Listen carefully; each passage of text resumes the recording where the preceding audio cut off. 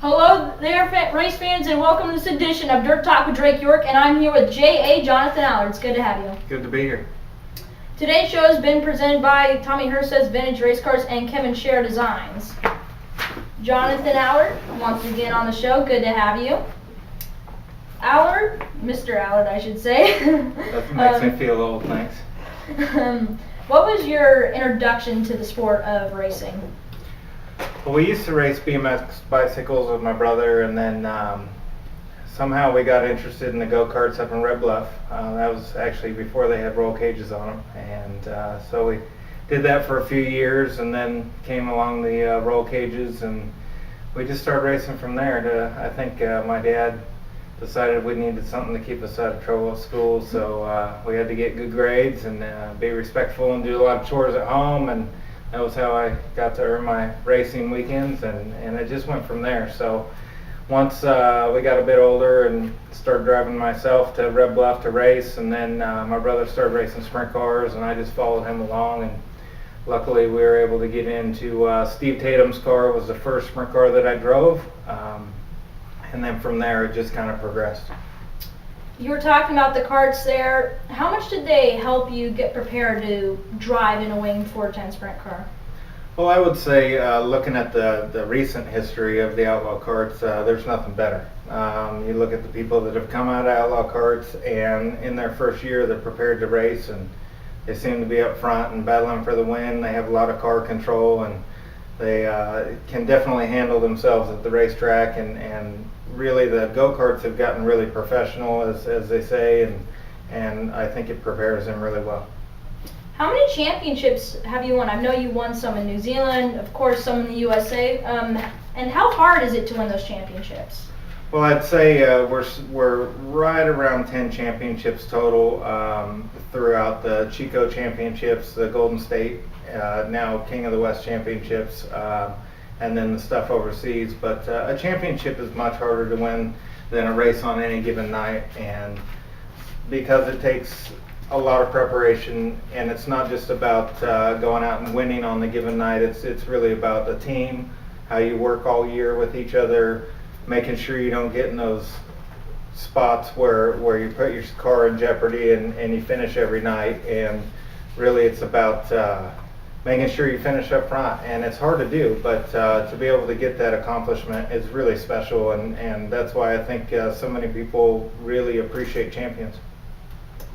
You've been a dominant force at the Dave Bradway Jr. since probably, I think you won your first year, I believe. I've read your bio on JonathanAllardRacing.com. Check out that website. Very good website. I actually got all my questions from there. But like I was saying, you've been a dominant force at the Dave Bradway Jr. Memorial. You've won probably 5 races? Yeah. There. Which Dave Bradway Jr. Memorial win stands out the most to you? Well, definitely the first one. I think that was really my first big race that I had won, and especially with who Dave Bradway was, and a lot of the people that I started racing with being Rodney Tyner and the group that I hung around, and Dave Bradway was such an important part of their lives. And unfortunately I didn't know Dave personally, but he meant so much to those people, and I look up to those guys a lot, and the people that were around the race car. So it meant a lot for me to win that first one. Of course, you don't always think that you're going to be able, because of the competition, to win so many, but I've been very fortunate to be in some really good cars and be able to, fortunately, win 5 of them. But again, the first one was really big for me, and then also the last one, because it was the last time I'd won. So they're all pretty special, near and dear to my heart because of Dave and who he is and what kind of race it is, but definitely the first one was pretty special. The 2014 Gold Cup Race of Champions, you won it with the last lap pass on outlaw regular Darren Pittman. What were your emotions like when you won that race? Well, to be honest with you, I couldn't believe it. We had been so close a few times in the zero car, and lost it with a couple laps to go, and you think that you're never going to get there, and with having those races that were so close, to be able to get that And then I had so many outlaw races that were so close, and get past on the last lap by Steve Kinzer, or have something happen in lap traffic, or there's been so many of them that I've been so close to. And then to have it happen at home, being the Gold Cup, it was just mind-boggling to me. And really they had a bit of a mix-up with the flags, and the white flag didn't come out, and I didn't see it, and I had been trying to keep track of the laps, and then we went past the checkered, and I saw that, and really it was really special to me, and I couldn't believe it happened. And then they had talked about maybe calling it back because the white didn't come out, and then, man, I was thinking, here we go again, we're going to lose it. But fortunate enough, we won it, and it was a pretty special event for Randy Van Kuren, Randy V, that everybody knows around here. And he was my first crew chief on my very first car, so to win that race with him was pretty special. You were talking about how you passed Pittman there and the flags didn't come out, but when you were trying to get outside of Darren Pittman on the final lap for the lead, what's going through Johnathan Allard's head? Well, really, throughout the race, I was really trying to be patient. Like I talked about in years prior, I was maybe got too aggressive with the car. I'd blown a tire when it took rubber a couple of years before that, and we were close then. And so my biggest thing was to be patient and make sure we didn't use the car up. And sorry about that. Is that your wife? Yep. Dinner's ready, Johnathan. Yep. So that was the biggest thing, is stay patient, make sure we get to the end of the race. And really, I wasn't at that point gonna try to make a move on Darren, but I saw him drop to the middle of the track, and I knew there was some rubber there, and I thought we could have enough speed to possibly try to do it, and I had been conserving my tire, so it was really the right time to do that, and it worked out for the best. I actually was kind of settling for second, not that I tried to do that, but with all the stuff that had happened prior, I was really concentrating on my tire and making sure that we made it to the end, and then it all just happened in one corner, and there we were.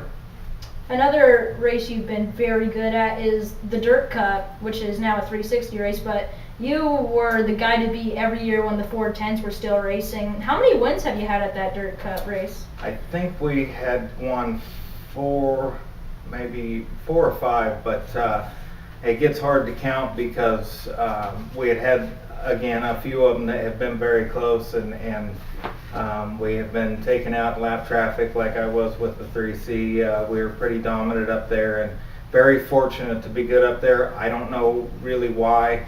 I think it's because I had learned so much in the zero car. They were always really good up there with Peter Murphy, with Dennis Moore. So I was fortunate enough to get in that car and really learn some of the things that they did there that made that car really good there, and it allowed me to be successful there. And I think really my confidence is way up when I go up there. It's a great track. Steve Byler does a great job, and the people and the fans up there are, second to none. So it's really fun to go up there. Dirt Cup for us with the 410 Dirt Cup used to be such a big deal to me, and having one of my heroes, Jimmy Sills, used to be the dominant guy up there. So that's really what I looked at trying to be, and talked to him for quite a while about how he was so successful in the past, and maybe that's some of what's contributed to my success up there. As we're talking about big races here, you just seem to have a knack for big races. Why do you think you have this knack for such big races? I mean, it's good to have a knack for big races. Well, definitely. I think that I've really tried to concentrate, and we always put our best foot forward, no matter when or where we're racing. But for some reason, I was taught a long time ago by a few guys to just do what you do on a normal night and really not try to out-trick yourself. A lot of guys think that when the Outlaws come to town, it's time to change to what they do, or try some new tricks, or do something different. And some key people that really helped me come along in the sport has always told me and preached to me that just run your laps, do your thing, do what you're good at. You have the speed, make sure you stay consistent, and that's one thing that we try to do. And with the big races, when they come up, I don't try to out-psych myself. I don't try to really get involved with what everybody does, but really try to concentrate and be there at the end. And I think that's what really helps.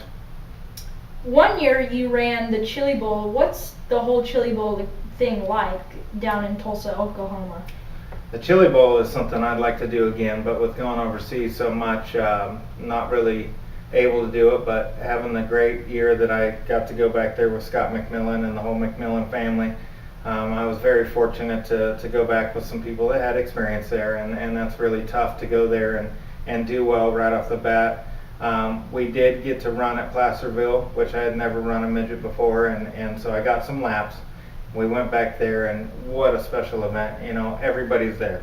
That's the biggest deal about it, and it's at the atmosphere and just who's there that you're competing against. I remember starting my heat races, you know, I had to start at the back, and we were fortunate enough to win both heats, and that put me in the main event. And I've got Jason Leffler, Tony Stewart, Corey Cruzman, all these people around me, and basically I was running scared because really not knowing what I was doing in the car with moving it around, getting on the cushion, and it cost me some spots in the main event for our prelim, which led us to be in the B on the final night, which we ran 5th in, so I missed it by 1, but what a neat experience. And like I said, it's just neat to be a part of it, be around those big drivers and get to see what they do, and it really gives you a lot of respect for guys like Tony Stewart, who can just get anything, Kyle Larson, all those guys just get in, go out and do their job, and it's pretty neat to see them be able to bounce back and forth and be successful. So it was a really special event to be a part of. I'd like to do it again.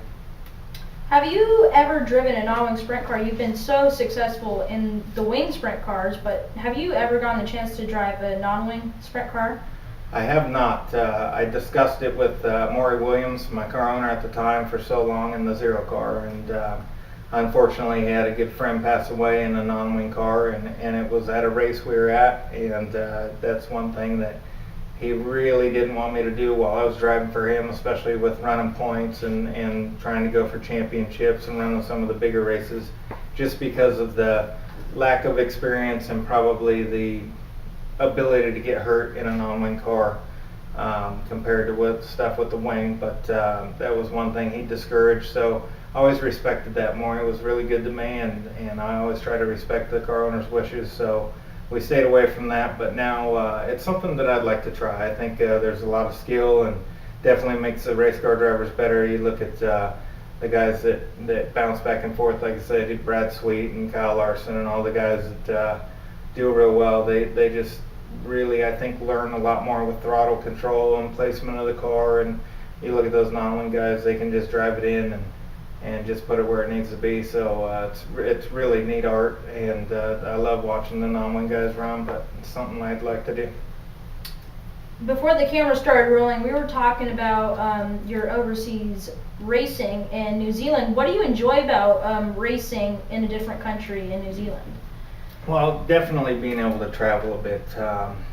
Such a neat experience, you know, going to Australia. The first time I went to Australia was such an experience for me. Brent Kading helped me go and find some car owners that would allow me to run their car, and it was such a neat experience to be able to go to Brisbane and be able to go to Sydney and be able to go to Perth and all these places that you hear about and see the tracks and make some really great friends and good relationships that still I deal with a lot of people over there. From, you know, one of my best friends, Nick Speed, and he's come to work for me on the car, and then to also go to New Zealand and meet my beautiful wife and be able to live part-time over there. And it's such a great country, and the fans are the biggest thing. I mean, the fans are dedicated. They don't have the longest race season, so it's always jam-packed at the races. They probably get from 15 to 20 races a year in New Zealand, and every time you go, the place is packed, and they're dedicated fans. It doesn't matter if it's raining, it doesn't matter. They're there trying to get the races in, and it's quite a neat experience, and it's quite a neat experience to get to go all different tracks and see places. So, and I think it's helped me a lot. You know, New Zealand's quite a bit different. It's really flat, really narrow, and I think it's helped me. I've never been known as a dry, slick race car driver, and I always tried to be, you know, on the top and mashing the gas coming from Chico, and that's something that everybody talks about. But going to New Zealand, having to run the racetrack, flat track, real slick, it's really helped me come a long way in the dry slick stuff. What is different about the racing in New Zealand? The rules. Their process in which they decide where you start in the main event. You run 2 heat races. They invert from the first heat race to the second heat race. They combine the points from both heat races, and that's your point total going into the main event, and then they pull an inversion pill, and that's where you start in New Zealand. Australia is a bit more similar to the United States. New Zealand has quite a bit different rules. For example, if you line up third row inside and the second row inside guy falls out, you have to leave the gap to be fair with the other competitors. You don't get to move forward. So there's some quite unique things about it, but like I say, it takes a little bit to get used to, and I think that's what throws everybody off on their first time over. So fortunately, I've been over quite a few times, and I've become accustomed to how they do things, and it makes me a lot more capable of understanding everything, and I think some of that leads to some of the success we have. One thing you didn't talk about there, what I really like about the stuff down in New Zealand, is the pole shuffle, where they decide where you start. And also before the camera started rolling, you were talking about if you hit the grass at Western Springs, they give you a fine. Yeah, they're really tough on running the grass. They'll either put you back spots, they'll fine you if you keep doing it. There's the pole shuffle's a really neat deal, and they had that at the Peter Murphy Classic last weekend. Really, I think it originated maybe in Australia, and I think Terry McCarl at the King of the Hill does it. So it's quite a unique deal. You can start 8th or be the 8th place guy and have a chance to be able to run up front and make your way through. But it's really exciting for the fans to be able to watch 2 cars go at it for 2 laps, and the winner of that keeps progressing until you get to the number 1 guy, and it's quite a unique deal. So like I say, quite a bit different format. Sometimes we learn things. One thing that I really enjoy about New Zealand, especially at the Springs, is it's an open pit area, so it's all paved. We pit out of the trailer, and the fan gets to pay $25 to get in, and that's the pits or the stands, and the kids can walk in the pits, because as we come off the track, we have to be out of gear, no cars running in the pits. The motors can idle, but no driving around. So it really adds a unique thing to the scenario, where the kids can come early, get their merchandise, visit with the drivers, because there's quite a bit of a break between all the series and the events. So it adds a really unique perspective for the fans. How did the opportunity in New Zealand come about? Well, just like a lot of things, when I was driving the Williams Motorsports car, the Zero car, a lot of things came open for me. And when we were traveling down to Australia for the Outlaws Down Under, the Australian promoters took a group of guys over to New Zealand to race at Bay Park, and they had the Outlaws in New Zealand, and I was a part of that group. And so I was fortunate enough to be able to race there, and a group of guys from New Zealand had bought one of the cars over there, and they decided to run it, and then they invited me down when I was in Australia in the off season to come down and race a few races, and it just progressed from there. Each year they wanted to run a few more, and then they bought another car for Maury, and we got to where we were kind of running full time in New Zealand, and then would occasionally go over to Australia and race. So it's a pretty unique deal. I was talking about earlier, you said about 10 championships, right? Yeah. And you have a couple down in New Zealand. What's it like having championships across 2 different countries?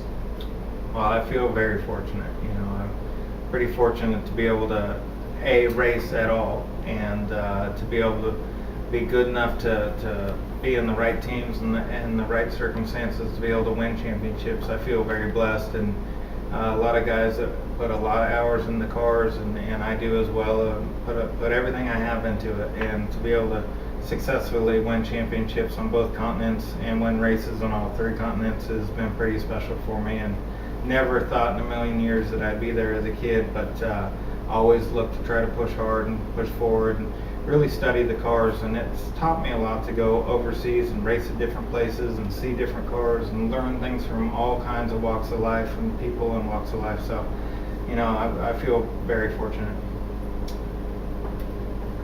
What are the biggest changes in sprint car racing since you first started? Oh, I'd say the biggest change is the ability of the younger crowd. That's the biggest change, I think. When we started, I'd say I was relegated to learning the craft a bit, working on the cars. You had to do the hard yards, as they call it, or do the time to be able to progress and really move up the ladder. I think kids that come out of the outlaw karts just step right in and they're gone. They're on their way, and it's an acceptable thing now to have them racing next to you right off the bat, but up front and challenging for the lead with no worry about car movement and being out of control, where I had to learn quite a bit. I think myself and a few guys when I started kept maximum business, that's for sure, but they don't seem to do that. They don't seem to tear up a lot of equipment, so that's one thing that's changed. Another thing that's changed is I think California has changed a bit, and unfortunately some of the tracks have closed, where we have all these talented up-and-coming guys. Some of the tracks have closed, some of the tracks have gone to just 360s, for example, the Dirt Cup. You know, I think promoters have to make decisions where they probably don't want to, or maybe not necessarily would have if the car counts have been better. Car owners aren't as available as you see with, unfortunately, being a 3C. I've been hunting around a bit, and there's just not the rides that there used to be. You know, in the 90s when things were great for everybody had a race car, and so I think that's changed quite a bit in California. Who is your most fierce competitor out on the racetrack? Well, these days, I mean, Kyle Hurst has been very dominant in California. He's really stepped up, and he's the guy to beat anytime you go, whether it's him or Bud Kading or any of the guys. But really growing up, you know, Tim Kading and I just slugged it out week in, week out, fought for the same rides, drove the same cars, would get fired, go to his car, he'd go to my car. We'd ride to the races together, get in wrecks, have a few pushes and shoves, and get back in the car and ride home together. I mean, you know, I think Tim and I have similar driving styles, and definitely he's probably been, throughout the years, probably my fiercest competitor. But there's always so many guys anymore with the kids coming up, and then all the experience that Kyle Hurst and all these kids have. I mean, there's so many people out there that can win on the night. It's really exciting out here. You work with some of the best crew chiefs you were talking about there with the 3C car, the Zero car. What's it like to work with some of the best crew chiefs in the business? At times it's challenging. You know, every driver's an expert at setup. Every driver's an expert at what should have been done and could have been done. You ask me, I've got all the setup tricks. You ask the crew chief, they've got all the driving tricks. I'm sure there's plenty of crew chiefs out there that's won every race from the stands, but I've been very fortunate, I'd have to say. I've worked with Ashley in the Zero car, and Ashley became one of my best friends in life, and definitely with the knowledge and preparation that he had, you saw the success that I had in the Williams car, and that was due in part to Ashley and the car owner Maury allowing me to make mistakes and learn from each other, and then we got to where you know, it was a regular thing to be up front and competing for the win. I've been very fortunate in the 3 car to work with Randy V, who was my first crew chief when I started, and Randy's been really good to me over the last few years, winning Gold Cup with him. He understands, you know, where I'm coming from, and I think that's a good measure of a crew chief, is to be able to communicate with each other, accept what the driver says, try to recalculate it, and give him what he needs, not necessarily what he wants or what he says, but something that'll provide him the ability to be up front when the checkered flag comes out. What race do you look forward to each year? Oh, I'd say right at this point, any race. The situation I'm in, but I was fortunate enough to drive the Peter Murphy Classic for Jim and Annette Van Leer, and they're such great people. I couldn't ask for anything better. It didn't go our way, but they were rallied behind me and supported me so great. But, you know, really the Gold Cup is always one.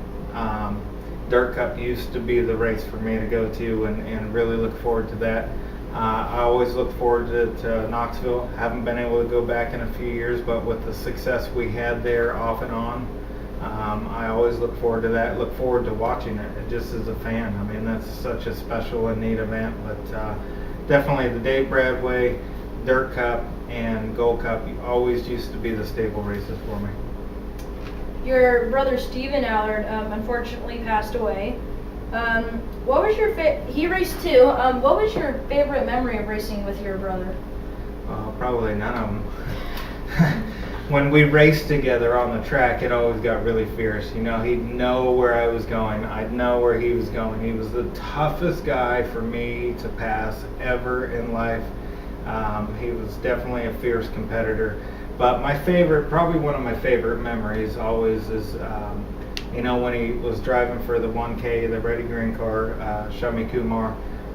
He was very fast in that car, and I thought I had the Bradway again locked in hand, and there he went by me and drove away from me, and it really put me on my back feet. But we were fortunate enough that he blew up the motor with a few to go, so we ended up winning that. And but that was a really special event for us because we battled for lap after lap after lap. But anytime I could go help Stephen or he would help me, we were always better off. Like I said, such a neat deal because he knew what I needed, knew what I was thinking. He was able to bring the best out in me as a race car driver, and I think I provided that for him. So anytime we raced each other, not my favorite event, but anytime we got to help each other, that was always my favorite. The Fall Nationals now, doing the tribute to Stephen Allard. Is that still going to continue on? Absolutely. We've got a lot of interest from people helping out and wanting to be such a big part of it. But you know, I think that's one thing that's happening a bit in California, especially. I think the promoters, there's so many special people in racing, and you have the Bradway, and you have the Tartar, and you have the Stevens race, and you have the Peter Murphy Classic, and you have all these, the Brownell, and all these races. It's hard to go looking for extra help because usually with Stevens race being at the end, we're always the last one to go in, but there's enough people that help, and it's just about the fans being involved and really lifting up the race to Stephen. And you know, he always used to love the Fall Nationals, big group of people being at Chico, and so we do get a lot of help and a lot of fans coming, and especially the competitors being there. It's one of the bigger races of the year, so it's a pretty neat deal. What will we see you driving for the rest of this season?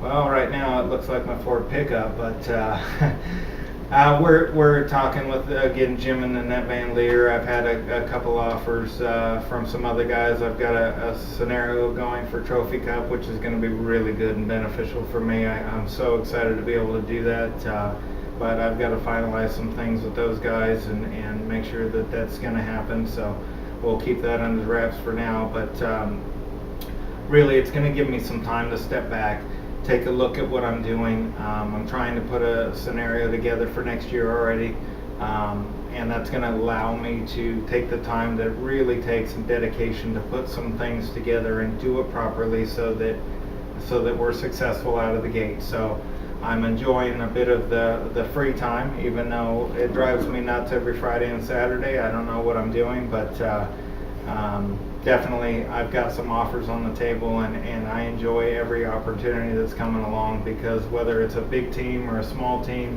they're all great teams. And like I said, with Jim and Annette Van Leer, it's been great for me. And Rod Favre's allowed me to run his car a few times, and that's always great for me. Rod's been a big help in my career, just about thinking about things a little bit differently than most crew chiefs do, and he allows me to really pull into that and be able to learn some stuff myself. So that's helped me a lot, and so we'll see what happens the next few weeks. I've got some offers on the table, and we'll go from there. Jonathan, second to last question here. This is the fan zone question, where the fans get to ask you a question, and on our next show, whoever we have on the show, you can comment in our Facebook page or send us a message of a question you want to ask, of for the person who's going to be on that show. And Jonathan, we got a question from Michael Allen on Facebook. He asked, what is your favorite paint scheme you ever had, and what is your favorite paint scheme of all the drivers you've ever seen? That's pretty tough, but I'd have to say my favorite paint scheme was back in the 35 car. Was probably one of the most exciting paint schemes I had, and it's from the late great Randy Franken Designs. He painted a white and blue car with the scallops and the neon numbers, and it was just the most beautiful piece that I had ever seen, and so that was always special for me. And I'd say Josh Bachman's car is really cool looking this year. Anything Blackbeard does looks pretty cool, so anything he's got going on, there's always such great cars out there. It's hard to say, pinpoint any of them, but really the ones that look the best are the ones that are in victory lane. So at the end of the day, whether they're primered, whether they have no paint, or a really fancy paint scheme, it's I just worry about what the steering wheel looks like. So that's my job. Jonathan, one last question. Our last guest, Mason Moore, the day after, on a Friday night at Silver Dollar Speedway, pulled off the win after he was here on Dirt Talk with Drake York. The next time you race, do you think you can do the same? Well, I hope not to let you down. All this stuff, revisiting things, and gotta make us look good, Jonathan. I know the pressure's on, but I think revisiting all these things and the successes I've had really puts it up me to be able to go give me some confidence to go out there and do a good job. So thank you for that, and hopefully we can do the job. Thank you, Jonathan. Thank you. Today's show has been presented by Hunt's Race World and Bill McAnally Racing Napa Auto Care.